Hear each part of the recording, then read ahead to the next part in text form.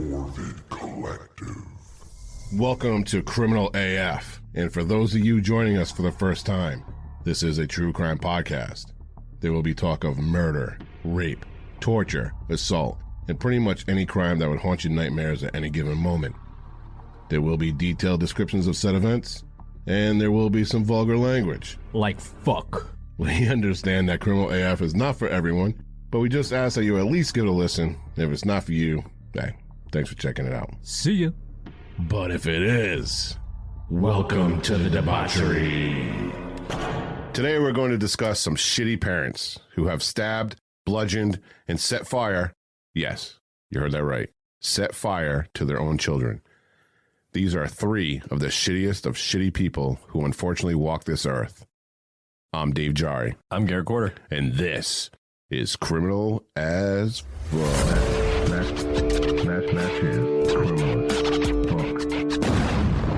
What's good, true crime douchebags? Welcome to another episode of Criminal AF. Once again, I am Dave Jari, and with me is my co-host, Garrett Quarter. How we doing? Before we jump into this, I just want to put it out there that on the 19th of this month, I'll be going under the knife. I'm having gastric bypass surgery to hopefully help remedy a personal struggle I've been dealing with for some years. So what does this mean for Criminal AF? Hopefully nothing, but possibly might be a short hiatus for a couple weeks or three, or it depends on how I feel, and we'll see how everything goes. But I just want to put that out there so you're all aware of what's going on here. And actually, Garrett's going to Mexico. I'm going to Mexico. You're getting it. You can say Arriba. Yeah, okay. How many drunk people down in Mexico just yell out fucking, like, hanging out on the beach out drunk? Con leche! El cafecito el leche. And the lady's like, I speak English. Yeah. All right, now that that's put out in the universe, we got to give a shout out to our newest member of the Debauched, and that's Kaylee Fraz. I'm hoping I'm pronouncing that right, Kaylee. As well as an upgraded member, Courtney Seddon. Thank you so much, Kaylee and Courtney, for being part of our fucked up family. Thank you guys so much. You can become a member of the Debauched by joining our Patreon for as little as $2 a month for general support. Everyone gets access to our private Discord as well as ad-free episodes. And those who join the $5 tier above get all of our audible, visual, and downloadable content. And for the higher tiers, you get all of this plus producer credits. And, there's some goodies thrown in, like t-shirts, posters, coffee mugs, etc.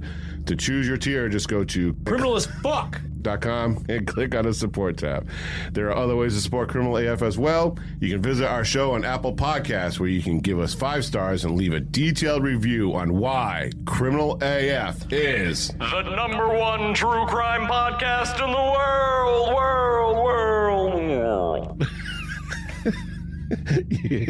You can also go to Spotify and answer the questions or polls that are posted with each episode. One other way to help us out is you can be rocking our merch. Go get you some merch. Yes, sir. I gotta get the voice thing over here. There are tons of designs and products to choose from, and you can find them on the shop tab over at criminalasfuck.com. I'd like to bring everyone's attention to the website Morbid Collective. Morbid Collective is a group of independent podcasts I'm putting together to share and cross-promote each other's shows. So far, we have us, Criminal AF, Fright Flick FMK, True Crime University, and we'll be adding a couple more shows to the collective in October, namely the show Freaky as Fuck. You're a very freaky girl. You get it from her mama. Then she gives you brain in the backseat of a Hummer. Oh, shit. Actually, Chris Owen, our friend and researcher for the show, and also the co-host for Freaky as Fuck, will be joining us a little later in the show to give her share her own story of a shitty parent. So stay tuned for that. Ooh. Yes, so you can follow all of our friends at morbidcollective.com or follow the link in the episode description. Speaking of, let's pop in real quick with our friend Debbie over at True Crime University. So you like to listen to people talk about crime, but did you ever wonder why criminals do the things they do? Like what makes them tick? My name is Debbie, and I'm the professor at True Crime University. Join me in the classroom Thursdays, wherever you get your podcasts, for intellectual discussions about crime, psychology, and why criminals do what they do. See you there. What in the fuck is going on in Florida?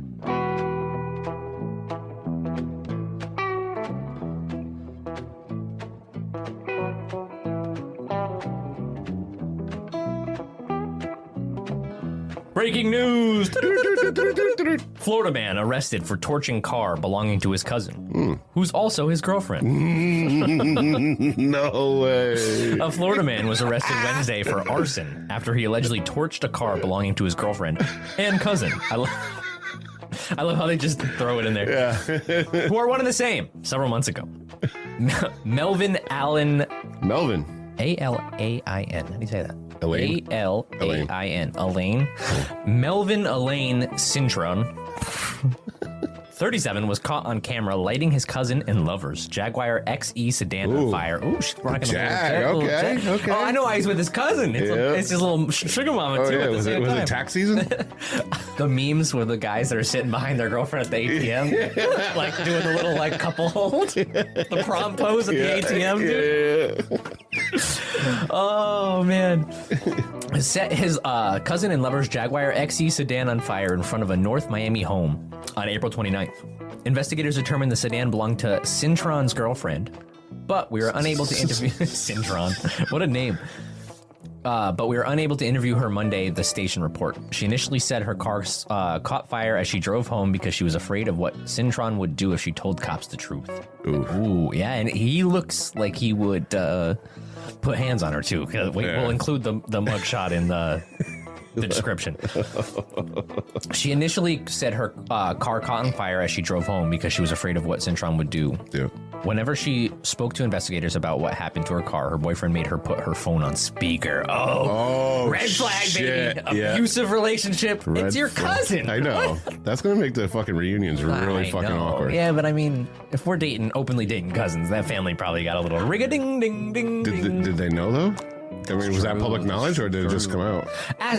For everybody at home listening, send in your cousin loving story. You know what I mean? We'll see if this is more frequent than we think. Because, right, if you're okay with third cousins. Third cousins is socially acceptable? Are we on the same page? Third cousins are outside of the DNA, or far enough outside of the DNA chain. Where I'm not picky. I don't care. DNA aside. What's socially acceptable? Not having the title cousin. But I mean, let's honestly talk here. You have a lot of cousins, right? I have a shit ton of cousins. Okay, Yeah. You have third cousins. Yes, I think I know fourth cousins. Female third cousins. Huh? Yeah. Okay. Find any of them hot? No. Attractive? No, I don't. Third cousins? No, and it's not even because I'm not even bluffing. I don't know. No? No. It's The not, thought of a cousin just instantly makes them. No. not even like even when you were younger? No. No? Nope. I guess I'm the only one then. Oh, you got a couple hot cousins? I don't know. Well, I don't know. I'm just saying. It's third cousin is acceptable, I think. Okay. All right. So third cousin's okay, guys. So everybody out there, you heard it first. Dave, stamp of approval. Approved. Well, what cousins were they? I don't know. It doesn't First say. cousins? It doesn't say. Doesn't say? Dude, by the look of this guy, it's probably a first cousin. Yeah. It's probably like they probably lived together. Yeah. Yeah. Growing up. Oh man. Remember last episode we were talking about how we need to get our white trash on? Yeah, I think I just exposed a little bit of my white trash. Well, when we did Trash or Classy, I think you came up. Trashy. You did. Yeah. Oh, you did. All did. right. So yeah, you're good. Let's add. I think my cousin's hot to the trashy list. You got another one. All right. Let's be honest. I want everybody to write in. If you have a third cousin and you found them at some point in your life attractive. No, let's add to the mystique here. Let's build the story. All right. This goes out to the listeners. If you had a third cousin and she's hot, Or he. And he's hot, she's hot. Yeah. 10. You guys are having a sleepover. Wait, no, this made it weird. But she comes on to you. Yeah. Or he comes on to you. Yeah. Are you taking it down? Third cousins. Third cousin, you're the 10 out of 10. And you're. Well, let's leave that to the listeners. Yeah. Well, we'll get back to it when we answer. That is. I have a feeling. It depends. Like most of the men on here are gonna be like, "Yeah, dude, what are you fucking?" Right, and I mean that's what I'm talking about. Like you're going through puberty, your sexual awakening or whatever. Yeah. Oh, if I would tell you the truth. If it's 16, 17, sure, whatever. Yeah. I'm not gonna think straight. I'm not saying having sex with them. I'm just saying that found them attractive. Oh. Or maybe tugged one out one. Tug one out. Yeah. Well. I love how we get down to the nitty gritty here at Criminal AF. Studio Chloroform specializes in cousin loving. That just went somewhere it shouldn't have. But anyway. All right. But seriously, I want to know. We can't talk about incest? I know. Come on. Well, no, it's not incest. Once it's outside that third level, it's not incest anymore. All right. Let's finish this. All right. Well, Where's that true crime douchebags button? Yeah, true we need Nobody sent us a jingle. I know. We need the jingle. True crime douchebag. We're gonna record that on this tonight. The true crime douchebag. Bring it back in. All right, here we go. When she was finally able to speak freely, she told officers she fears Cintron because he carries a fully automatic gun with a double drum high capacity magazine on him. He don't fuck around. Oh, he got the fucking banana clip. Yeah. Boy. He looks like he carries banana clip. He got that He got that fucking the ratchet with the banana clip. Yep. Cintron reportedly calls the 2-round drums on the side of the magazines the gun's tits. The gun's tits. I got them tits on me, boy. I got them tits on my chopper. I got them tits on the chopper. All right. The unmanned woman also told police that her alleged pyromaniac boyfriend stole her purse and left her without a way home from a Miami shopping center. Cintron reportedly got jealous when he thought a bartender was flirting with his cousin. That's so funny. And the two got into an argument before he snatched her bag. Get your eyes off my cousin, motherfucker. Before I hit you with the tits, baby. Before I break out the tits on my chopper. Oh man, Miami's a different place, dude. Miami's where that dude got caught eating that person, right? Eating the person's face. The basketball dude. Yeah, Miami's wild. Yeah. Miami's wild.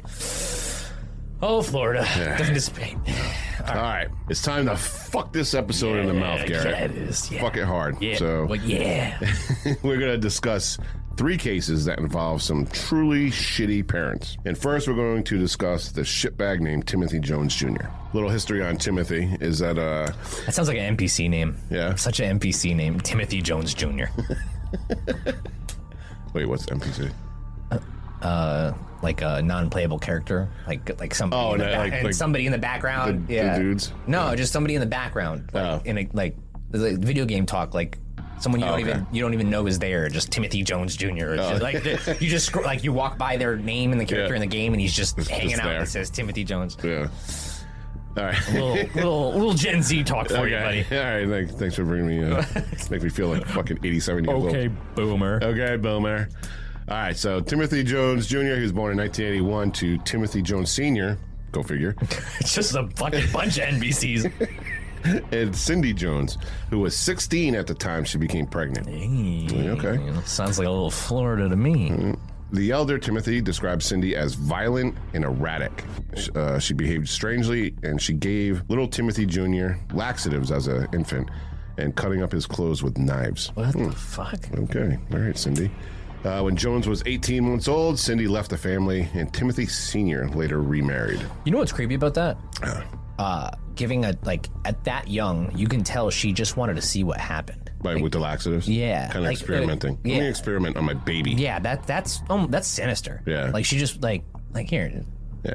I gotta take these. Instead of burping you and actually being a parent and comforting your upset stomach, I'm just gonna let's see what happens. That's sinister. Right. Or if you're pissed off at your fucking husband and you're like walking out and watch the baby, I'm going to the store, and then give it laxatives just so the husband has to fucking change the shitty diaper. Well, that's a shitty thing to do. Yeah. Well, it's a shitty thing to do regardless to an infant. That's fucking ridiculous. All right, so in 2001... No pun intended. Yeah. Yeah. So in 2001, Jones Jr. was arrested in Illinois for possession of cocaine, check forgery, car theft. He was sentenced to 7 years in prison, but was released 2 years later in 2003. I wonder why he went down this path of fucking crime. Probably because his mother was a fucking psycho. And, we say this before, we sympathize with the child version of these people, but the adult versions, they can go fuck themselves and eat a bullet. I don't really fucking care. Well, I mean, his wires didn't get crossed. Abusive family, abusive mom. He wasn't killing people. Yeah, well, yet. Oh, shit. Yeah. So in 2004, 22-year-old Jones married 18-year-old Amber Kaiser. Amber gave birth to 5 children. Mara, who was born in Pennsylvania, Elias and Natan, who were born in Mississippi, and Gabriel and Abigail, who were born in South Carolina. In 2011, Jones graduated from Mississippi State University with a degree in computer engineering. Oh, smart dude. He moved to South Carolina to work as an engineer for Intel. Damn. Wow, okay. All right, Timothy, you got your life going pretty well for you. He was earning a salary at approximately $71,000 annually. Now, the couple had moved into an inexpensive trailer in Lexington County in the suburbs of Columbia. Amber Jones was a stay-at-home mother, and in her testimony later in trial, she indicated that her husband believed that women are to be seen and not heard, as well as the children. Like, now we're talking like going back to like the 1940s, 1950s, you know what I mean? Like my father used to say that when he was a kid. That's those 1950s dads, man. Children were seen, not heard. You didn't speak, especially at the dinner table, you know what I mean? It was just the parents, the dad spoke, and everybody just sat there and just fucking ate their food or whatever. Like when dad came home from work, everybody just shut the fuck up. You know what I mean? that people wonder like oh, kids nowadays, you know what I mean? They don't have any discipline. Yeah, because my dad was the most intimidating thing in the fucking world. Of course you didn't speak in 1950 because he'd rip out that belt. Yeah. Like you have literally a demon in your house. Yeah. Of course you're just gonna sit there and eat all your fucking food and not be, and people you're just petrified. Right. Yeah, and at one point wanted a, quote, farm full of children. I'll never have to cut the grass again. Feed the goats, whatever. In May 2012, the couple temporarily separated for 2 weeks, and when Jones returned, he learned that Amber had been leaving the children home alone and was having an affair with a 19-year-old who also lived in a trailer park. Jeez, that 19-year-old probably his friends were dapping him up. Oh, yeah. Oh, you got that MILF? You got that MILF action. Is she your cousin? I mean, hey. All right. I wonder if he has the Pantheon columns for later. Spice it up a little bit, make it a little fancy. I wonder if he's in a nice trailer park. He's sitting out there in his like little white tank top, arm up on the fucking column. Trans Am in the driveway. Yeah, he's like, how you doing? All right. So we didn't see this coming, but they filed for divorce. And when it became finalized in 2013, Timothy Jones was awarded full custody. Wow. With Amber getting visitation rights. Well, I mean... So apparently Amber, there was some, DCF involvement here and stuff, and found that Amber was an unfit mother, and hence why Timothy Jones got awarded full custody. She did maintain visitation and whatnot, but... All right, so Timothy moved the children to another area of Lexington, and soon was under investigation for child abuse and neglect. In May 2014, one child said Jones had spanked him and made him do exercise as punishment. But since there were no visible signs of bruising, DCF considered the discipline lawful. Okay? So keep that in mind. I mean, hey, we're down south, baby. Keep that in mind. You can exercise your kid for punishment and get away with it. I don't think you can in certain states. Not up here, you can't. Not up here. No. Down south? No. I mean, when you That's a full-fledged investigation. Go get yourself a switch. I'm going to hit you with it. Get the biggest stick you can find outside. Go pick your switch. All right, Jones was accused of abuse and neglect again 2 weeks later. This time, the report stated that Jones beats the children often, leaving bruising. He also does not feed the children adequately. The home was reported to be filthy and in disarray, resulting in the caseworker noting that, quote, Dad appears to be overwhelmed and unable to maintain the home, unquote. And he still stayed with them. Yep. And, now, at this time, there's this case with the DCF is open. Okay, it hasn't been closed yet. So now on Thursday, August 28th, 2014, Timothy Jones picked up his three eldest children, Mara, Elias, and Natan, from Sachs Gotha Elementary School, and his two youngest, Gabriel and Abigail, from a nearby daycare. That afternoon, Jones unsafely forced the five children out of the car at Lexington Walmart, an action for which he would later be charged with unlawful neglect. Okay. Amber Jones called the family home at 7:12 p.m. and spoke to one of her sons, Natan. After that, she could not communicate with Jones or her children. Something's happening. Ooh. What's going on? She's getting cut out. Authorities estimate that Jones most likely killed his children that night of August 28th. He wrapped their corpses in black trash bags using bleach to cover the stench of decay. Jones later admitted to killing his children on August 28th in the family home, and it's possible that the other children were dead when Amber Jones spoke to Natan. In the trial, Travis Presley, a prison guard, testified that Jones admitted to strangling his eldest daughter after she witnessed him murdering one of her brothers. Holy shit, dude. Jones reportedly became angry that Natan broke a electrical outlet and forced him to do physical exercises. Jones originally had claimed that he found his son dead in his bed, which encouraged him to kill the others. In his confession, Jones said that he PT'd his ass until he couldn't handle it anymore to get the child to explain what happened to the electrical outlets. However, experts suggested that Natan appeared to be strangled to death, discounting Jones' original statement. Jones admitted to strangling his youngest children with a belt, claiming their necks were too small for his hands to strangle properly. Shit, dude, fuck this piece of shit. And the fact that he's like talking about it too. Like, matter of fact. Like, yeah. Stacey Stanley. Like, that's a brag. Yeah. Ugh. Basically, yeah. Hence why he made the episode of Shitty Parents. Yeah. Stephanie Stanley, a DNA specializing agent, positively identified the mutilated bodies from matching DNA strands found in Jones's car and home. On September 1st, Jones stopped at a Dunkin' Donuts on Labor Day in Spartanburg, South Carolina. On September 3rd, he went to the West Columbia Walmart, where he purchased several items he used to mutilate his children, including large plastic bins, saws, and muriatic acid.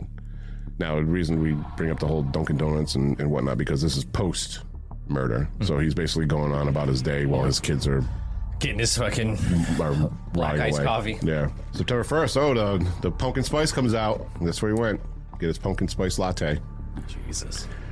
Authorities believe his children were stored in the trunk of his car the entire time. His children were marked absent on Friday, Monday, and Tuesday, and also on September 3rd. Amber Jones contacted the authorities to inform them that she could not reach her ex-husband or her children, and that they had missed a scheduled visit at Chick-fil-A.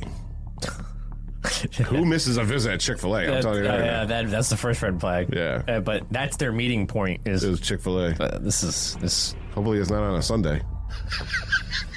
All right. So authorities listed the family as missing, but did not announce it to the public until the following Tuesday, September 9th, 6 days after their bodies were discovered.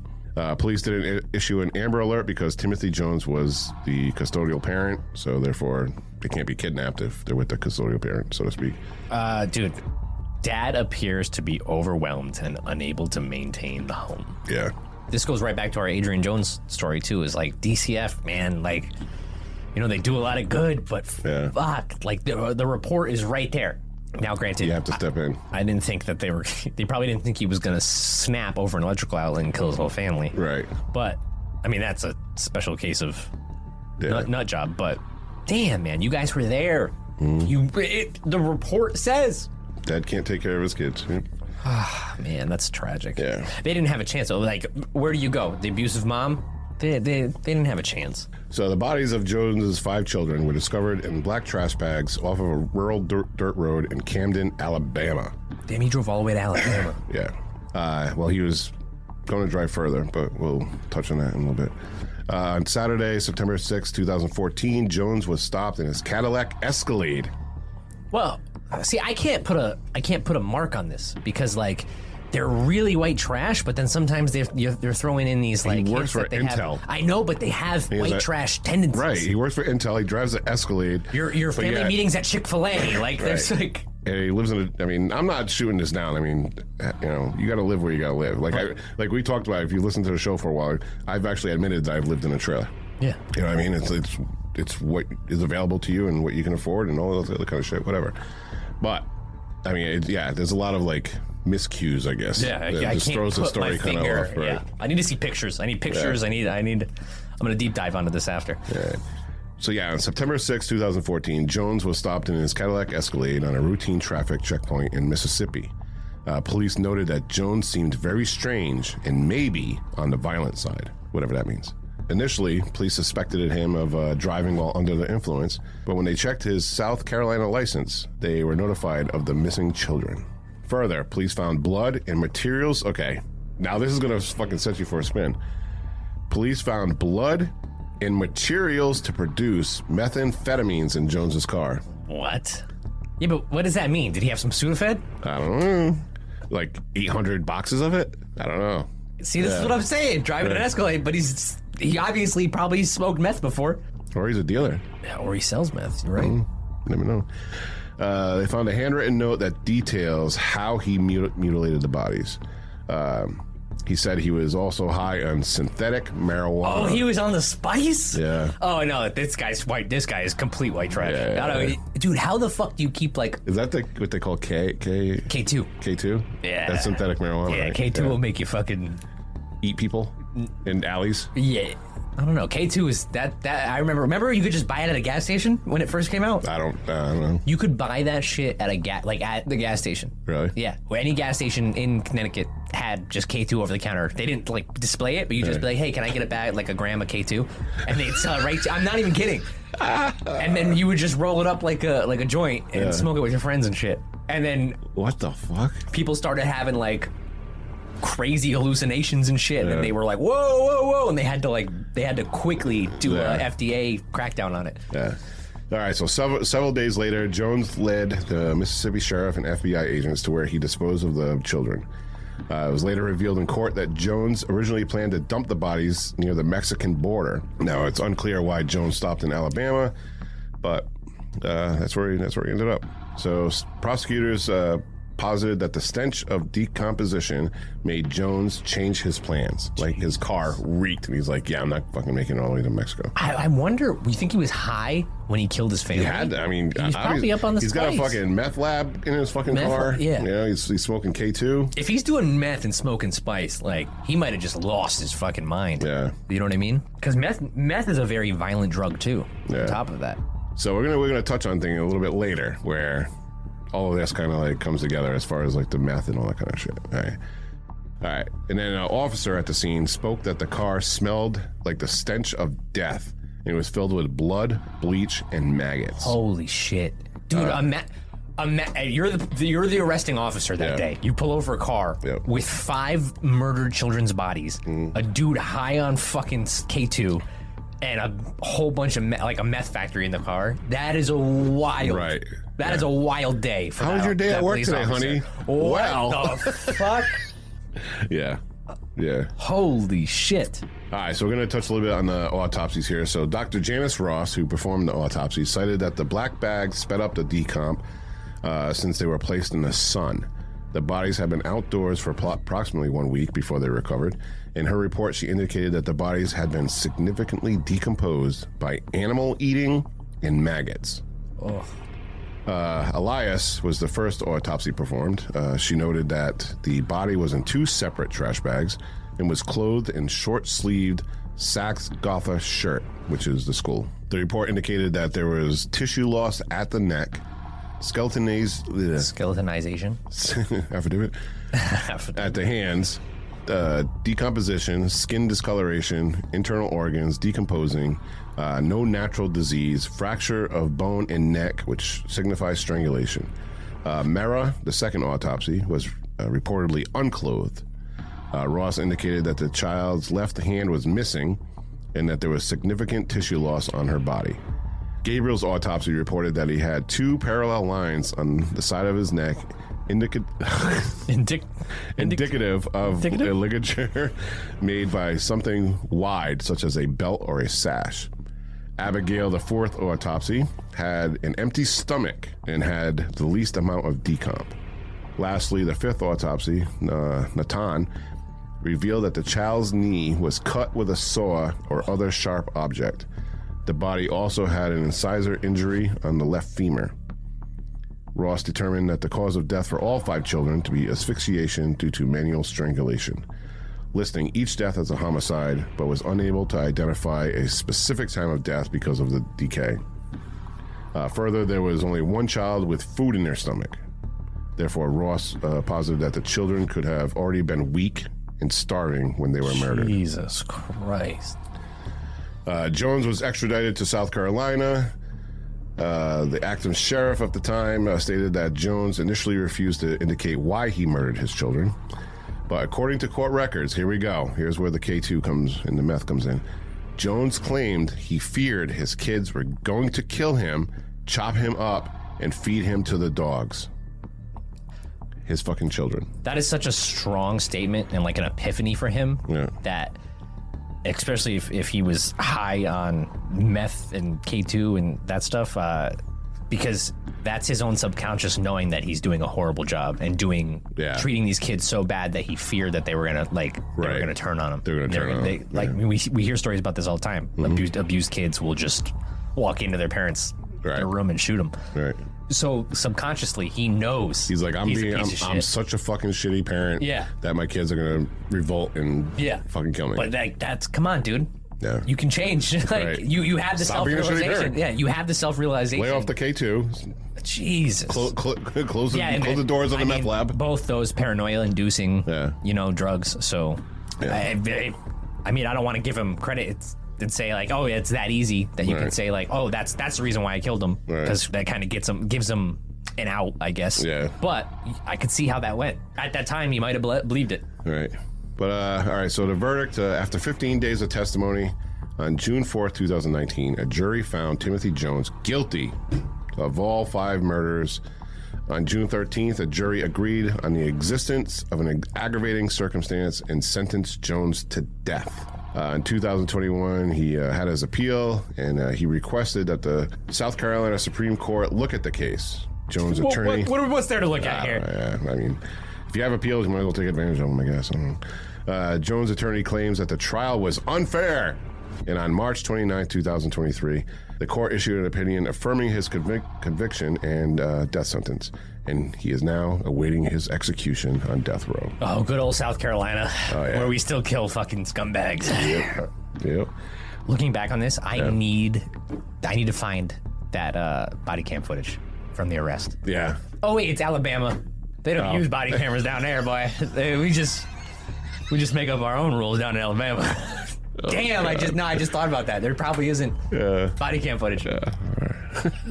Right.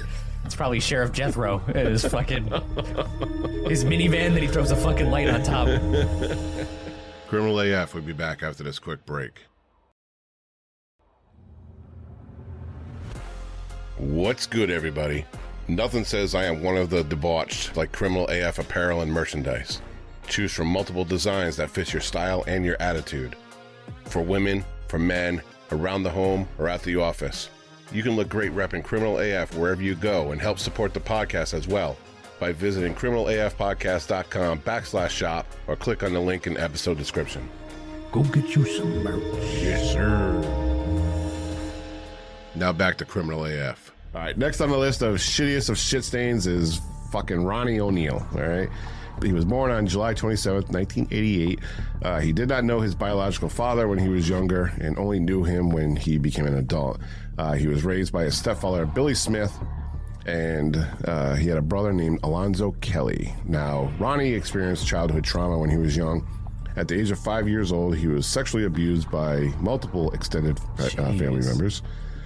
Unfortunately, he didn't get the treatment where he needed, which traumatized him for the rest of his life. All right? He grew up in somewhat of a stable home, if, you call that stable. Oh, your uncle's coming in your bedroom. Yeah. Creepy Uncle Kyle. Now, before I said that he converted to being a Muslim, but he was raised as a Christian and sang in a church choir. That makes sense, because when you hear the family names and then Ronnie the Muslim, that doesn't sound right. Yeah. Now, he went on to study in East Bay High School. Saved by the Bell. Hey, Screech, what's going on, buddy? Zach Morris is so He's hot. So dreamy. Hi, Kelly. You want to go to prom? All right. So he went to East Bay High in Florida, where he played football. Oh, he was there with Mario Lopez. What was his name? I don't remember. What was Mario's name? Why can't I think? I used to watch Saved by the Bell all the time. Yeah. I forget. I don't know. All right. He also participated in the Reserve Officer Training Corps, a college program offered to students to become officers in the U.S. military. He graduated high school and tried joining the Marine Corps, but he failed the entrance exam on many occasions. That just goes to show that he doesn't have the highest IQ, because you couldn't pass the ASVAB on multiple tries to even get into the Marine Corps? Yeah. Shout out to all our Marines out there, boys. Love y'all. But I'm just saying, even they'll agree, all right? Like, I would say, like we talked about this before, like, I wasn't the sharpest tool in the shed when I was fucking in school, but I did exceptionally well in the ASVAB. Did you? You tried? You were going to join the military? Yep. Dang. Yep. Medical issue held me back. What did you want to do? What was your dream job in the military? I was going to be a MP. Yeah, I wanted to be a cop, but couldn't do that. So here we are. Top flight security in the world, Craig. All right, so when the Marines failed, he started getting into music and he began writing songs and performed in a hip-hop duo. Oh, man, this guy just keeps getting better and better. In 2007, 2008, Ronnie met his girlfriend, Kenyatta Barron, and they lived in Riverview, Hillsborough County, Florida. They had their first child, a daughter named Rodnevea O'Neill, in 2009. Their daughter was diagnosed with cerebral palsy and autism and could not speak. She was wheelchair-bound and used sign language to communicate. Wow. In 2011, they had their second child, a son named Ronnie O'Neill IV, and in 2016, the couple split. Now, on March 18th, 2018, at 11:43 p.m., Hillsborough County Sheriff's Office got a 911 call from Kenyatta, and Ronnie could be heard in the back screaming, Allahu Akbar, which means God is the greatest in Arabic.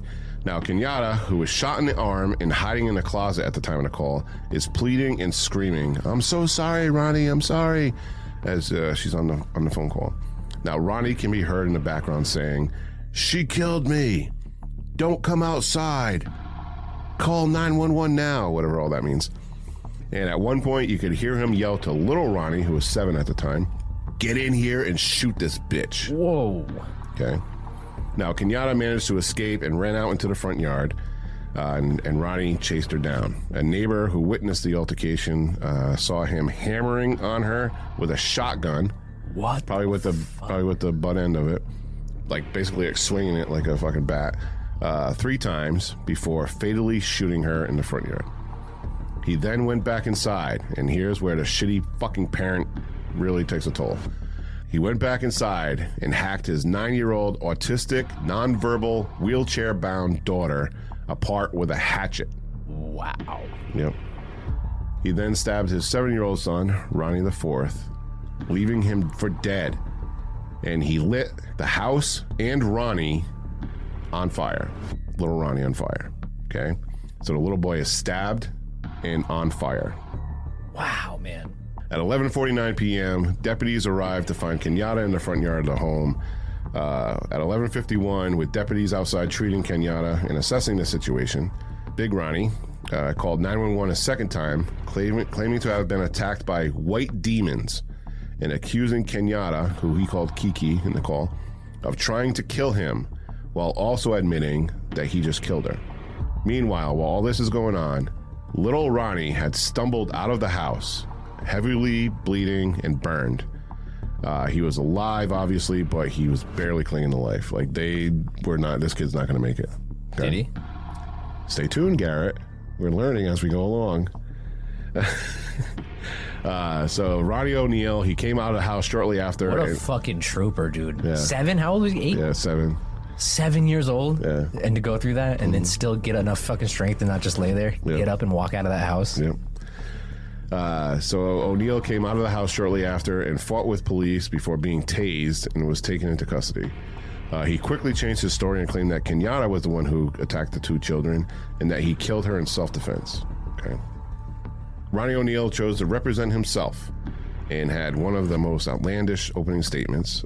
He constantly disrupted the court with drama and antics, and his closing statements were fucking off the fucking rails. I mean, we got to see that, a little of that with the guy who drove the car. Yeah, the Keisha how parade. Absolutely ridiculous, and that's good because this motherfucker's gonna get everything thrown at him. Right, yeah. At times during court, he was screaming his head off and becoming totally animated and, like I said, just creating a whole fucking scene. Interestingly enough, the judge did, they had to keep his antics and comments and stuff for the record, so that to show that he was competent in his questions, in case it came up with in the appeals process, saying that he wasn't, given his time to talk. Yeah, right. Yeah. Well, like I said, going back to that public trial that everybody kind of probably saw if you follow true crime or right. Yeah, he was fucking off the rails. But the judge did. Everybody was talking. Like I saw a lot of articles and like stories saying how well the judge did, so that there would not be a mistrial, so there would not be like that's what he was hoping. He was just trying to get it so he can use the trial as ammo for later. So now with him representing himself as his own attorney, it also gave him the ability to cross-examine little Ronnie, who survived. Oh my God! And is now 11 years old. There should be some sort of protection. Yeah. Well, the protection in this case was that he was not present. He was via closed circuit TV. That doesn't matter, man. You're still talking. Oh, that's horrible. I feel so bad for that. Yeah. That kid is gonna be like it's amazing that he survived, but he's gonna have to work through some shit, man. There is a silver lining in this, and we'll go a little bit more. So the brave boy, little Ronnie, he was being cross-examined by his father via closed-circuit TV with his golden retriever therapy dog and his newly adopted family by his side. When asked by his father upon cross-examination, "Did I hurt you that night of this incident?" little Ronnie replied, "Yes." He's like, "How did I hurt you?" Little Ronnie said, "You stabbed me." And I swear this guy fucking got his fucking rocks off asking his little boy these questions. You know what I mean? Because where else do these questions like lead to? Yeah, why you're other than incriminating trauma yourself. To your fucking kid? You know what I mean? Anyway, that poor kid has to live with that for the rest of his life. Yeah. So after a three-week trial, the jury deliberated for a little more than 3 hours and found him guilty, but decided against a death sentence because the aggravating circumstances in the case did not outweigh the mitigating circumstances. Whatever that means, I don't even fucking know. He should fucking die. You hacked your fucking 9-year-old daughter in a wheelchair to death with a machete. No, you're gonna fucking die, dude. You're gonna die. I don't care what the circumstances are. So, anyway, in lieu of death, he received 3 life sentences plus 60 years and was convicted of 2 counts of first-degree murder, 1 count of attempted first-degree murder, 2 counts of aggravated child abuse, 1 count of arson, and 1 count of resisting law enforcement. As lawyers spoke, O'Neill doodled on his paper. He flashed signs towards the news cameras and courtroom spectators. One read, "Love you." Another read, "Only no sin cast first stone." This guy is just out of his fucking mind. All right, Ronnie O'Neill is now serving out his 3 consecutive life sentences without the possibility of parole at Blackwater River Correctional Facility in Milton, Santa Ana County, Florida. Well, at least he doesn't have the possibility of parole. Right. So. Silver lining, okay? Here's a silver lining. Detective Mike Blair, who had shown up at the scene after little Ronnie had been transported to the hospital, was there to serve a search warrant of the property. Now, Mike Blair, he's a detective in the homicide division? Homicide division, yes. So after working the scene, Detective Blair went to visit the boy in the hospital, which at that point, not many thought he would make it through the night. Detective Blair would return several times to the hospital to check in on little Ronnie and would bring him items from the Tampa Bay Buccaneers. One night when Blair was leaving his room, little Ronnie reached out and grabbed Blair's hand and asked, "Will you watch a movie with me?" Blair had to get back to work, but he immediately called his wife. The couple had a date planned for that night, but Blair and his wife knew what they had to do. Later that evening, Detective Blair and his wife watched Transformers with little Ronnie. Oh, dude, good people always come out. Yeah. Once cleared medically, Ronnie IV ended up in foster care. He had gone through a couple of foster homes. He lived with a couple of family members, but there was never, ever anything like positive in these living situations. So several months later, the liaison for the case reached out to Detective Blair and asked if they would be interested in fostering little Ronnie. He didn't even pause. He answered yes without even checking with his wife because he knew what her answer would be. A year and a half later, they officially adopted Ronnie, who is now Ronnie Blair. He resides in Florida with the detective, his wife, his 5 new siblings, and their dogs. He wants to be an actor when he grows up and has done wonderfully through a lot of love and therapy.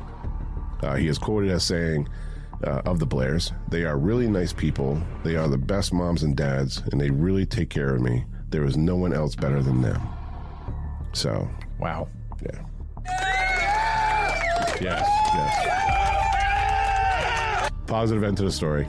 You know, there was a little rainbow at the end, you know what I mean? Good for him. Criminal AF will be back after this quick break. You like scary movies? If your answer is yes, then you gotta check out my show, Fright Flick FMK. My name's Jay, and along with my co-host, Gentleman and Jack, I watch and discuss horror movies and tell you what I think about them. New or old, mainstream or underground. No horror flick is safe from my warped opinion. So listen to Fright Flick FMK now. It's on all major podcast platforms and YouTube. Also, be sure to follow the show on TikTok and Instagram. But be warned, this promo is the longest amount of time you'll hear me talk without swearing or cracking an offensive joke. Now back to Criminal AF.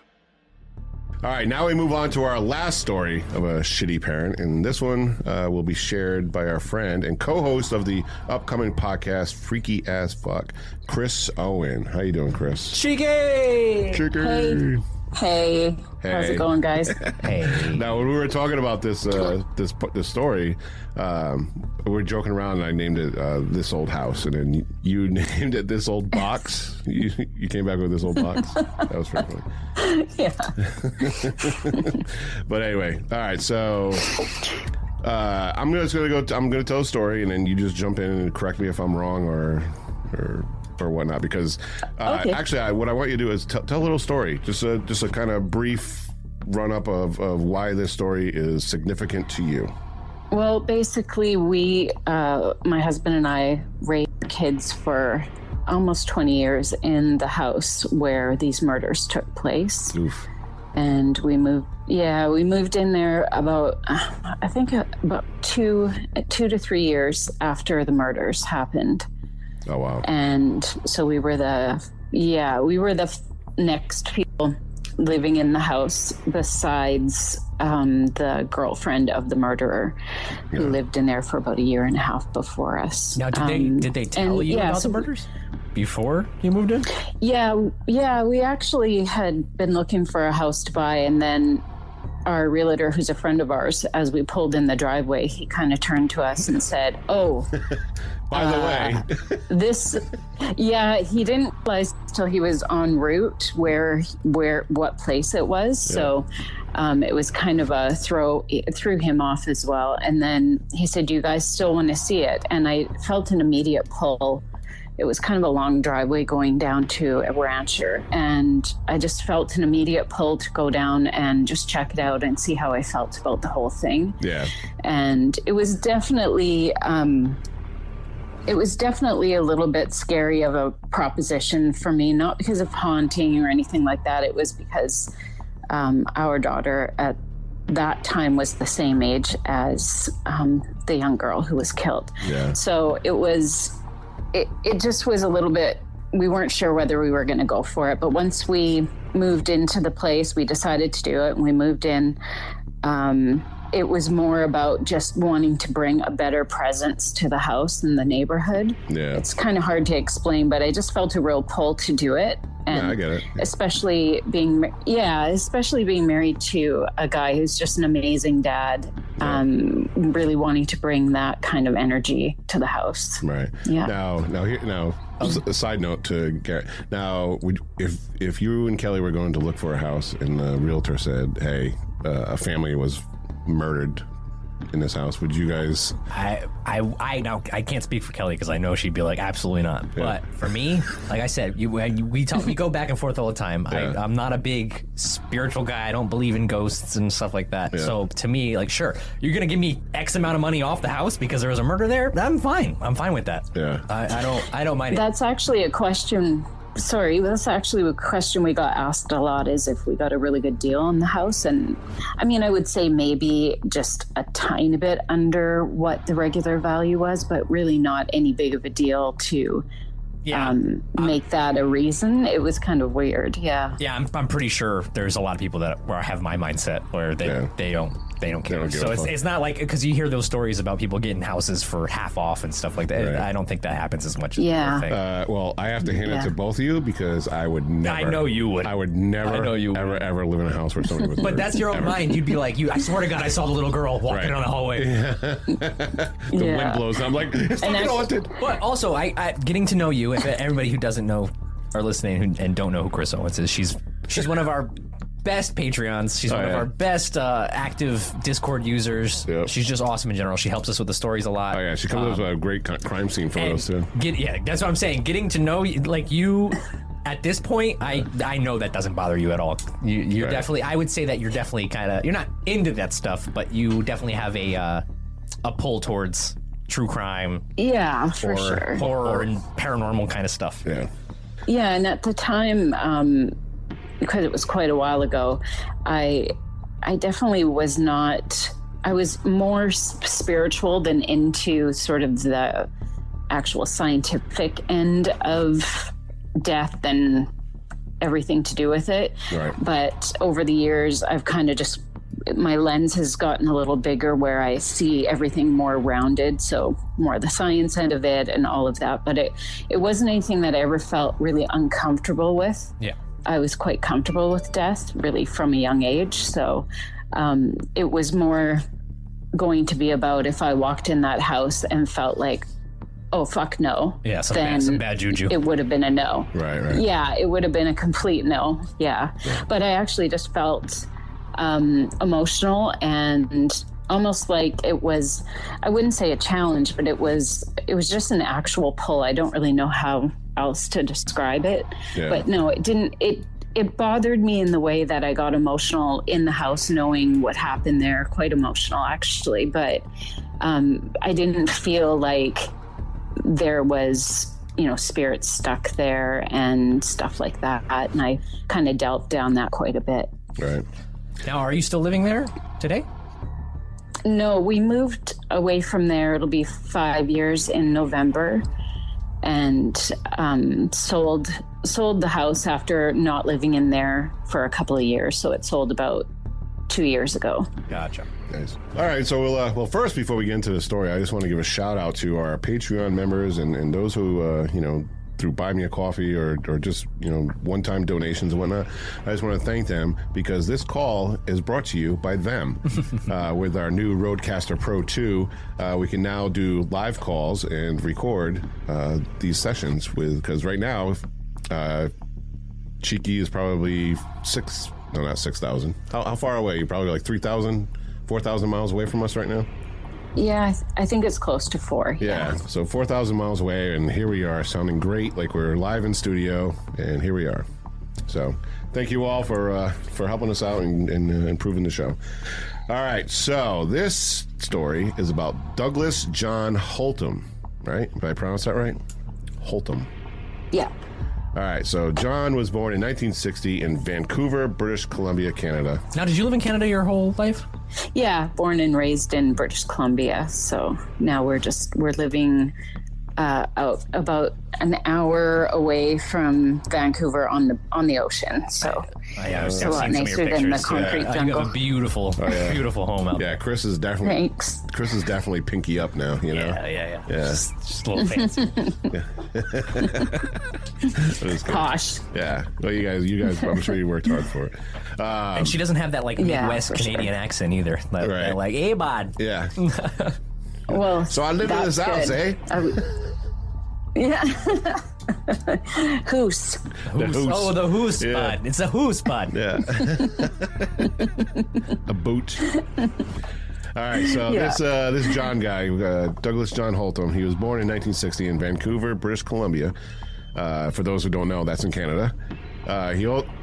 We can actually hear the seagulls. I know. By the ocean. I was just going to say, nice. Wow. Nice little ambiance as we tell this story. Right now, we're in a dingy basement with spiders all over it. She's sitting outside in the fucking, looking out over the ocean. Yeah. Watching. Yeah. She's well watching. Just so you don't hear the dogs.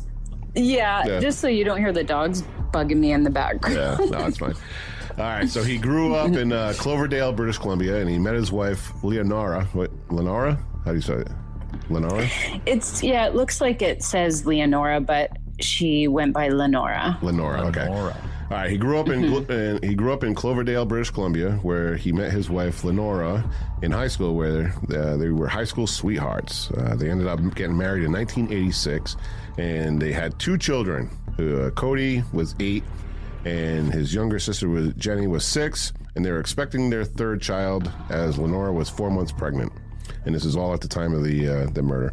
And during this time, they lived in a home in Mission, British Columbia. Now, Holton's sisters, they loved Lenora and the children and enjoyed visits with them. And people in the neighborhood knew him as a happy-go-lucky, sweet teddy bear kind of guy. He also coached his kids basketball, and he worked as an installer for irrigation systems. All right. Now, this is where things start getting a little iffy. So this guy, up until this point, this guy's a stand-up individual. Perfect family right there. Yeah, he's a great dude. He's got the family, you know, he's the coach. He's like got all friends with all the neighbors. All right. And then here comes the side piece. Oh no, it's a side piece story. That's so unfortunate. All right, so the side piece. In mid-September 1997, after slightly more than a decade of marriage, Holton traveled to Vancouver Island on business, where he met Shannon Goddard at a Victorian country bar. Damn succubus, dude. Oh yeah, fucking Shannon. Here comes Shannon. Here comes Shannon with her big tits, fat ass. Without a care in the world. And her bad hokey jewelry. Some Leah Sophia on, dude. Oh, yeah. Yeah, so Goddard was a Western... I think it was a karaoke bar. Oh, really? Makes it even worse, dude. Oh, the karaoke bar. Yeah, I think it was an actual karaoke bar, and it's pretty... There's some parts of Vancouver Island that are, you know, more rural than others, and there's some pretty... I mean, it's an amazing place, but there is definitely a little bit of hillbilly going on over there. A little white trashy going on? Yeah. Yeah. All right, so Goddard was a Western wear designer. Okay, she was divorced with 2 children, and Holton had found his honky-tonk love. Oh, my God, don't say that. He's like, how you doing, pretty darling? All right, so he told a friend that he just encountered his soulmate. But he did not tell Goddard that he was married. Ooh, okay, a little sneaky. All right, so after he returned... So there... Okay, go ahead. Sorry, I was just going to say, so there was different conversations floating around of whether or not she actually knew if he was married. Okay. Or if he didn't tell her right away, but she knew within a really short amount of time. Oh, yeah. That's usually the case. That's usually the case. And at that point, you have to make a business decision whether or not you're going to stay together or are you going to be a piece of shit? Side, right. Or are you going to keep it moving? Right. And usually in those cases, either a side piece of shit. Yeah, a side piece of shit. There you go. Yeah, I like that. So at that point, you have to make a business decision on whether you're going to stay with them, and usually it comes down to whether there's money involved, lots of money, or the dude has a fucking horse cock. It always comes down to 2 things. He did have a porn stash. He did? Oh, right there. I mean, sold. Oh, yeah, he had a definite porn stash. He sold. Yeah. She probably saw that big old honky-tonky belt buckle, and she was smitten. She was like, what's underneath that belt? That's not necessarily the only case, you know what I mean? A lot of, there's some people get off on being a home wrecker? Like being a home wrecker. There's for both sides, male and female. Yeah. So you never know. The challenge. Yeah. Yeah. All right. So he also told a friend that he encountered his soulmate, but he did not tell Goddard he was married. We already covered that. I met my soulmate at a karaoke at a bar. honky-tonk karaoke bar. Yeah, I'm sure you did, buddy. I'm sure motherfuckers. I'm sure you did. All right. After he returned home, Holton kept in touch with Goddard by phone, and the two wrote steamy, passionate letters to each other through snail mail. Remember those days? In 1997, though? Like, come on. Wasn't AOL around in 97? I think it was, wasn't it? Oh, yeah. Yeah, I mean, it probably took as long to probably not out in Mission. Probably took just as long with the fucking dial-up, but hey, whatever.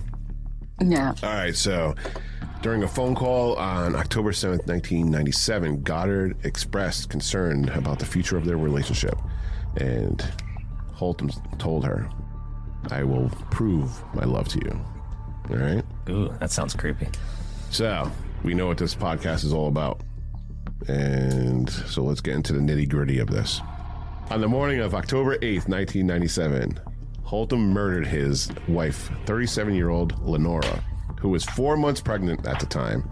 He also murdered his 6-year-old daughter, Jenny, and attempted to murder his 8-year-old son, Cody, by bludgeoning them with a hammer in the head. Jeez.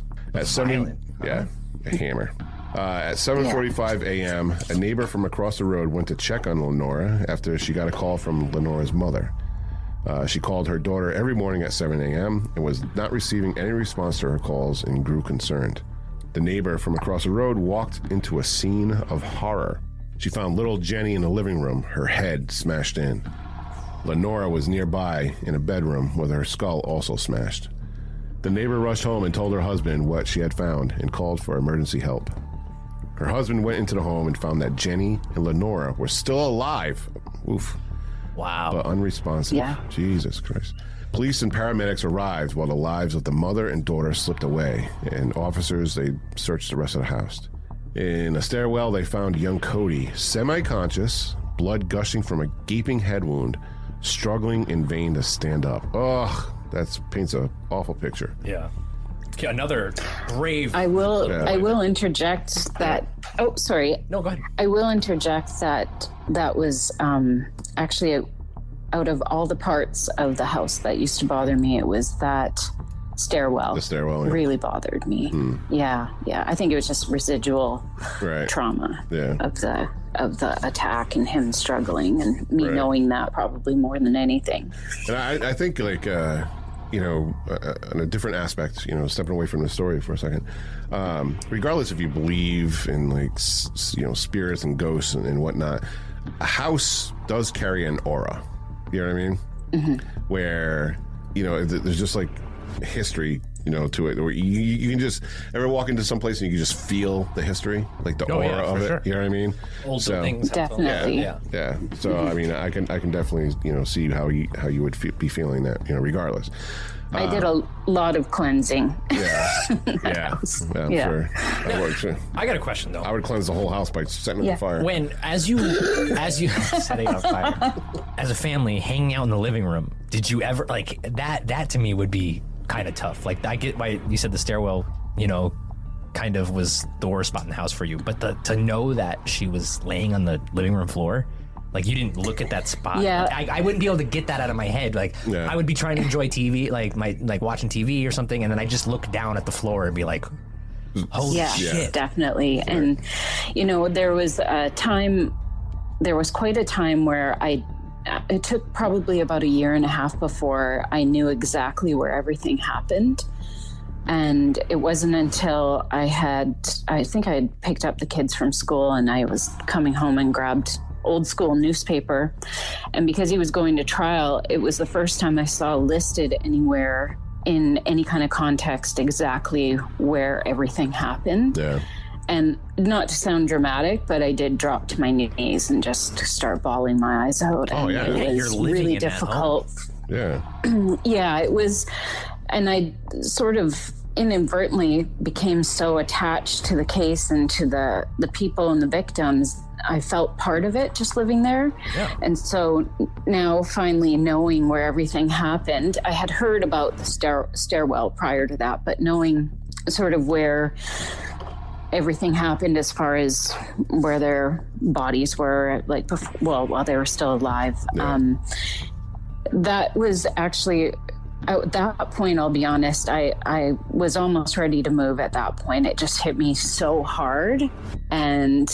But I worked through it. But you're right, Garrett. There was many times when we would just be in different parts of the house, and I would really try not to let that sort of black cloud hang over my head and just replay visions that I thought, because I'm super visual anyway. So I was trying not to let that replay over and over. And quite honestly, I would get distracted by our kids so many times and see them running around and playing, and my husband playing with them, and that really, it sounds kind of corny, but that really diffused a lot of that for sure black feeling. Right. And I'm sure at some point you just you just don't think about it.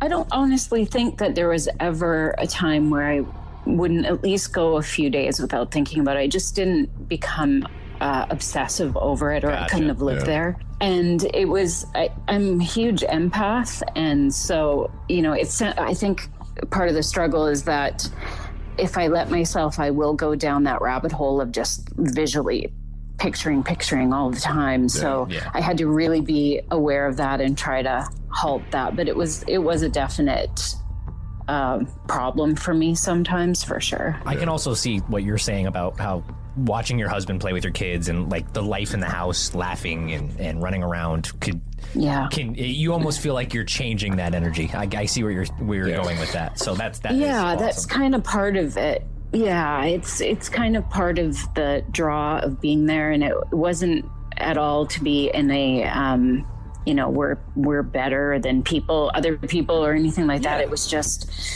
that was part of I would say that was the main pull that I had. Was the house could have been demolished and that would have been the end of the actual physical structure, but there was a lot of different energy in the neighborhood around what happened, understandably, and it was just kind of a real draw to feel like I could possibly make a slight change in that with bringing our family there. Right. And I think at the time in my life too, that was very important to me. I think my empath spikes were really, really high at that point. So probably a little bit to my detriment, but that's awesome.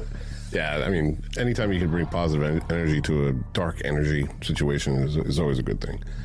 But let's all right, so Cody, as we said, he was semi-conscious, found gushing from a gaping headwood, struggling in vain to stand up.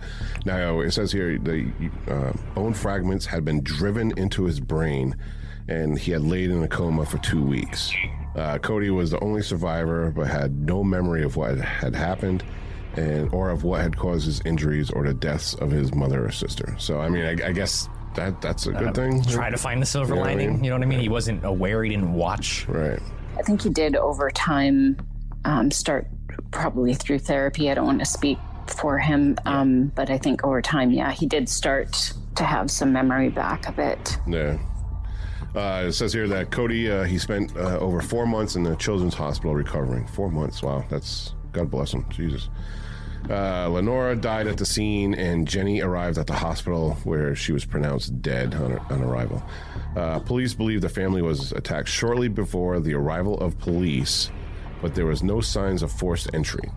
At 7:30 a.m., Douglas Holtum, he arrived at his place of employment, which is about 40 minutes away from his home.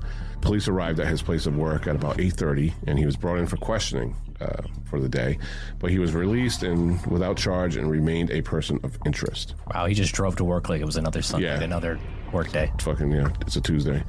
There's actually, there's a lot of different stories of him actually driving to work because he crossed a big bridge going from where he would be working to where the house is. And it's thought that he actually tossed the hammer into the river, into the Fraser River, off the bridge. Police had seized love letters between he and Goddard from his wallet, along with clothes he was wearing for forensic analysis. Cody remained at a children's hospital in Vancouver under police guard, but his father was allowed to visit him daily. While investigators awaited results from the analysis of his clothing, they put Holtum under surveillance. Now, at the funeral for Lenora and Jenny, Holtum took off his wedding ring and put it in Lenora's coffin as it was lowered to the ground. Oh, wait, that is such a tell. Yeah. Whoa. Afterward, he called Goddard and left for Vancouver Island to see her. Oh, yeah. Wow. Here's my wedding ring. Cold-blooded. Yep. It's almost eerily similar to the Chris Watts scenario, where it's like, I feel like this is pulling to the, if I can't have them, nobody can. You know what I mean? Like, I don't want to be with my wife, but if I can't have my kids, if I can't have anybody, can't have them, nobody can. Right. It's very eerily similar to that. Yeah. It's almost like a clean slate thing, right? Because then you're not paying for wife and kids, and Well, I wonder. Bringing up the Chris Watts thing is that I wonder if this, honky tonk Goddard lady, was like, you know what? I don't want. Well, no, never mind. She had kids. Well, still, I don't want the baggage. Could have easily been that situation. Then when he said, "Oh, I'm gonna prove how much I love you." Yeah.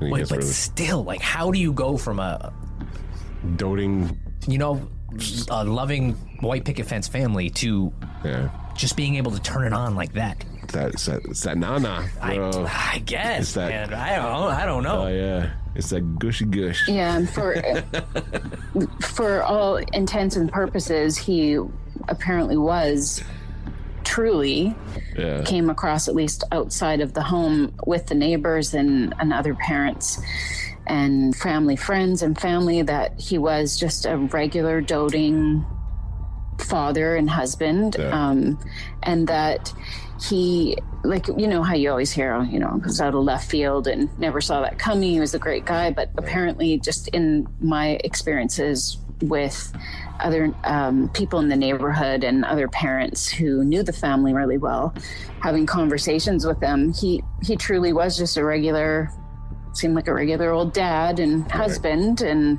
didn't have any weird tics or anything like that. Yeah, nothing that seemed to stand out to anybody at all. And usually you at least hear like a friend or something saying, well, yeah, no, there was this other side, but nothing really came up. And so when people say they're shocked by it, I imagine they really truly were shocked by it. So his immediate departure after the funeral drew concern that he may be so upset that he may harm himself. So they all thought he was going to commit suicide. Right. Meanwhile, he's going to meet up with a side piece. Lay some pipe. Yeah. Yeah. So he spent the evening with Goddard. Went right to the ferry. Yeah, went right to the ferry. Jesus. Yeah. He spent the evening with Goddard in the roadhouse where they had met. Oh, they went back to the honky tonk. Oh, my God. Oh, yeah. The thought of those, like, being in that bar, right? And not having a clue that this guy just murdered his whole family, and then he came to a fucking karaoke bar. Yeah. A Western karaoke. That's crazy to me. That's actually crazy to me. Yep. It's so weird that you say that, because I think about that a lot when I go into places and I pan the room. Oh, yeah, I do that all the time. Because of the research and everything, I'm always panning the room going, okay, 1 in 4. So have some fucked up history. People watching is fun, I will say that. All right, so while they're at the honky tonk, they drank, they kissed, and they slow danced the country songs. Oh, ain't that so party? What the fuck? That's so party. All right, Holton stayed a week with Goddard. Then the two traveled to the lower mainland and stayed in hotels and around the area, including Mission. By Christmas, Goddard had moved into the Holton family home, where the carpet still had pieces cut out, removed as evidence by police from the places where the kids' blood has been. How fucking crazy. Just what the like fuck? Nonchalantly. Yeah. So what kind of a person could do that? Just move in where, even if you believe he didn't do it, right? What kind of a person could just move in there? And going back to what you were saying with him heading over on the ferry to see her right away and staying a week, you got to keep in mind too that he was allowed to see his son at that point, and he's struggling for his life, and he's over in the honky tonk. Didn't visit his son. That brings up in a coma for a week with the side piece of shit. Yeah, that brings up a really good point. That's right. And I have a hard time believing she didn't have I'm going to say 50%. Sure. She had to have had more, a 50-50 shot that he did this, and she still had the balls to move in with him. Like, come on. Yeah, my personal opinion is I sit at about a 95% that she knew. For sure. At least knew about it. Maybe not necessarily before, but I think she probably had a pretty good indication. You got to think what their conversations were probably like. Yep. And then him saying, oh, I'm going to prove it to you. She's not going to hang up and think, well, I'm going to get a dozen roses. Jeez. You know, she obviously, that's just my opinion, just in the whole. I agree with you. Overall general feeling of it all. All right, and this. I hope she's listening. Huh?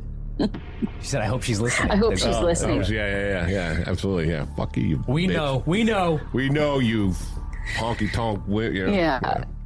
All right, so honky tonk succubus.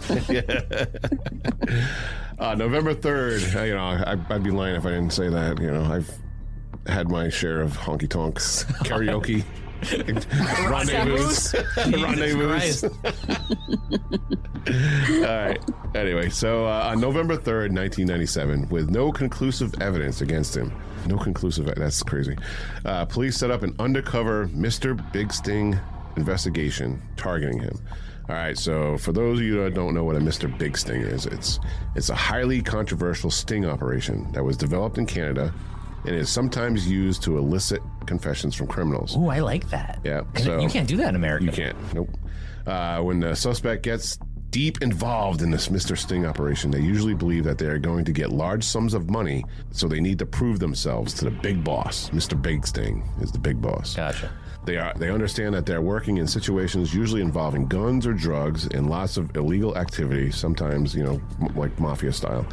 This usually results in them giving a confession about something huge that they have done to show that they can be trusted, that Mr. Big has something to hold over them if needed. So, they kind of reel you in with like little side jobs. Hey, you can make, $1,000 doing this. You can make $5,000 doing this, so on and so forth. And then when it gets up to like 50,000, 500,000, $1 million, they're like, whoa, okay, now listen, you've done a lot of good work for us. However, Mr. Big, he's still a little fucking iffy about you. So you have to tell us, you have to admit to us something that you have done to kind of make it even. You know what I mean? Wow, it's like a reverse undercover. Right. Yeah. Like, you know what I mean? Like, right. Yeah. He's very involved. And it's all controlled because obviously all these drug deals and gun deals and everything are between agents. Yeah. Right, yeah. So Mr. Big is still legal in Canada, but it's much harder to have it admissible in court. The use of this technique is also prohibited in the UK and the United States. Now, in Germany, which has high standards for what compromise is a voluntary confession, it may be more difficult to use confessions obtained using Mr. Big, and it has been used by police in Australia and New Zealand, and its use has been upheld in courts by both countries. I feel like an American lawyer could easily win that case, though, because they could say like there struggles for money, whatever. You're making him make stuff entrapment. Up. Yeah, it's entrapment for sure. Yeah. So this particular sting involved over 60 police officers and cost over $1 million and took 6 months. Now, posing as criminals, they paid him 2 small sums for jobs appearing to be associated with crime. And as time went on, Holtum was full-time driving trucks and picking up bags of automatic guns from boats and counting large sums of cash. Damn. Yeah. By late April of 1998, the officers had convinced him that he would get $150,000 for helping to offload a huge amount of contraband guns and drugs at a site along the coast. Police felt they built up enough trust to make their suspect an offer. If he spilled the details about what happened on October 8th, a terminally ill man would confess in his place to the crimes and take the fall. Whoa. And that's a lot of stuff happening in 6 months from the time of the murder. Yeah. That's only 6 months. Right. And and you got to think his son was in the hospital for 4 months. Yeah. So there's a lot. He's very busy. Yeah, very busy. He's going to honky tonks. He's singing karaoke. He's smuggling guns. But at this point, he thinks he's Jefe. Drugs. Yeah. He thinks he's El Chapo. Yeah, he thinks he's El Chapo at this point. That's crazy. Yeah. He's got rid of the family. He's got money coming in. He's got his side piece of shit, and he's good to go. Side piece of shit. I love that side piece of shit. All right, so Holtum took the bait, and police secretly recorded his confession on video. So the day he told the undercover cop he had woken up before dawn, quote, "I went and got a hammer off the back porch, went in, hit Lenora with it in the bedroom. It woke my daughter. She came out of her room and saw what was going on. So I went out there and I did the same thing to her. Went upstairs to check on Cody, and he was at the top of the stairs, awake too. So I did the same thing there at the top of the stairs," unquote. Question further, Holtum revealed that he'd attacked his wife while she lay sleeping in her bed, and then he smashed a hammer 3 times to each side of the skulls of his children. Oh. And this is the amazing part, quote, he said in the midst of the story. "It's that it almost like it never happened. Never happened." Wow, what a sociopath. Unquote, yep. The crime did not disturb his rest, Holtum said. "I think about it all the time, but it doesn't stop me from sleeping." Whoa. Yeah. So, he's cool. Yeah. That's a cool guy. Good dude. On October 26th, Douglas Holtum was arrested and charged with 2 counts of first-degree murder and 1 attempted murder. He was not charged for the murder of his unborn child. Why? I think that's an American thing. Oh, okay. I think we do that here. I don't know about Canada. Yeah, I think they're actually bringing that through in some legal cases. I think they're trying to change that here. I could be wrong, but I seem to remember there's been a couple of cases where I think at a certain term of the pregnancy, then it changes. Right. I also think America's legal system is really based on faith too. So like, you know what I mean? Right. A new unborn baby being they're trying to establish a baby's a person. In December of 1999, he was sentenced to 2 life sentences, which in Canada is only 25 years. So a life sentence in Canada is 25 years. So you could be 25 20 years. I have heard this. Yeah, well, a lot of countries are like that. Like in the United States, life is life. Oh yeah, we are the most incarcerated country in the world, baby. We'll put you behind bars forever. Right. Yeah. All right, so it's definitely not a wanted thing here for sure. But 25 years, and I think what you can do 25 years with the possibility of parole and 25 years without the possibility of parole. But in his case, he was also serving them concurrently, which is just bizarre to me. So at the same time, like how? Because he was he was up for parole. He did 25. No, he got 25 without parole and 225 concurrent. I could be wrong, but because I know he was. I knew he was eligible to apply for parole in 2020, I believe. I might be wrong. I think I have it in the notes there, but think about that though. You could get you could get that 2 life sentences. You could get 2 life sentences. Murder your wife and daughter. Murder your wife and daughters, right? Get 2 life sentences, and if you had the possibility of parole, you could potentially get out in 15 years. 10 years, 15 years. 15 years. And he was only 40 years old, too. That's so crazy to me. Nuts. I'm moving to Canada. What? Yeah. What? Yeah. They got free health care, and you can get out of jail in 25 years for murdering your family. That's crazy. Now, he was only 40. Question for you, someone who's lived in Canada their whole life. Are you okay with that? Is that like, do you think that's, I don't know how to ask that question. No, definitely. I'm definitely not okay with it. And most people that I know are not. I don't even honestly know because I don't. Sorry, go ahead. Sorry, what's that? No, I was going to say, I understand how people are like we're trying to go back on the criminal justice reform and stuff like that. We're trying to realize and let less people out of jail and you know what I mean. But in here, at least less strict sentencing and stuff like that. But there's certain things where I'm like, no, they deserve to be in jail. Like there's certain violent crimes that shouldn't get that treatment. And I don't know I haven't delved down too far into the history of certain lawmaking and stuff like that. But I honestly don't even know where that changed because we used to have some pretty hefty, we had the hanging judge here. I went to elementary school where named after the big hanging judge here. And everything used to be different. And then laws changed and I'm simplifying it and how I'm describing it. Yeah. But and I think it's really hard to go back. I mean, any law is hard to change, but I know that that has been a definite contention here amongst people that I know for a long time. Yeah. All right, so what happened to this fucking shitbag that got sentenced to 25 years for murdering his fucking wife and daughter? In December of 1999, he was sentenced to 2 life sentences. Now, on December 4th, 2021, this fucking piece of shit died of natural causes in prison. Well, at least he never fucking got out. Right. I mean, it sucks that he got to... Yeah. Good It was riddance. A concern for us that he was going to get out. I didn't even think of living that. in your house, Because a lot of those guys come back. Yeah, it was... They come back to the place. Yeah, it was weird. You're in my house. It was a weird thing. Yeah. It was more obviously, chances are that wouldn't have happened, but it still was just one of those things that just sits and takes up space in your head. And I would think about how close we were getting to that. It was definitely a concern.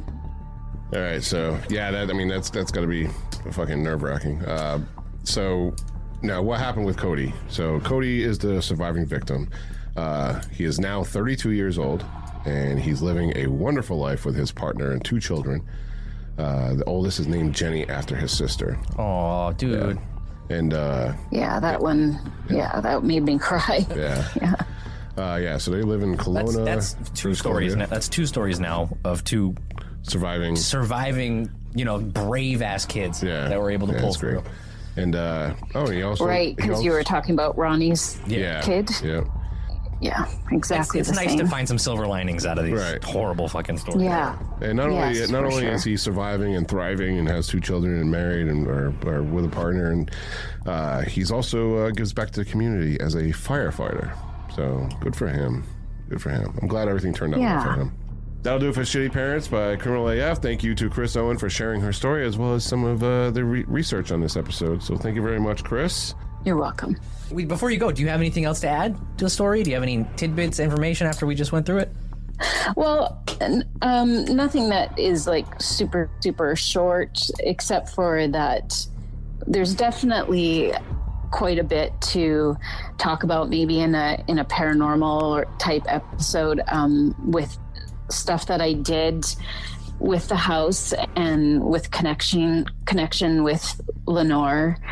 Well, lucky for on a spiritual level. Lucky for the listeners, you can check that out on Freaky AF. Fuck, yeah. So that's a whole other sort of aspect of it, but it was there's a lot to it, and I think that all of that really helped with the connection being there, which also makes me I'm quite emotionally connected to the whole thing, even though I'm not a family member, obviously. Right.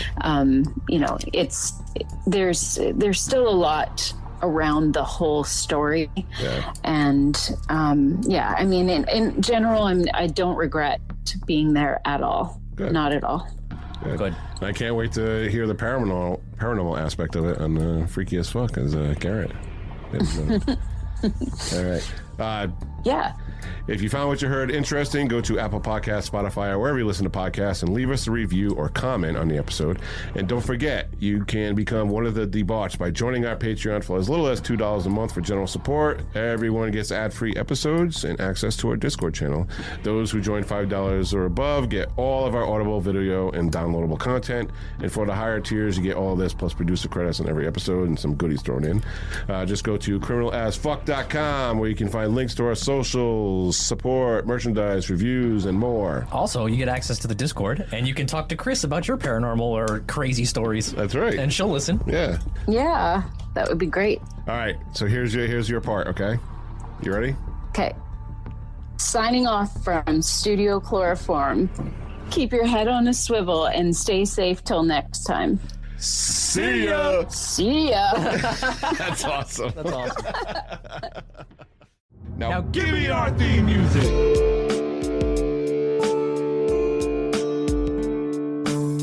Executive producers for this episode are Christine Rivera, Beth Davis, Dusty J. Hicks, and Terry Burke Wolin.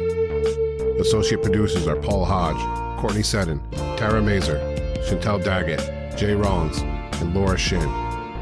Producers are J.D., Ashley O'Connor, Elizabeth +4, Trent Gobble, Devin Dean, Lissa Perello, Alicia Knight, Maria Sleen, Chris Owen, Justin Ware, and Emily White.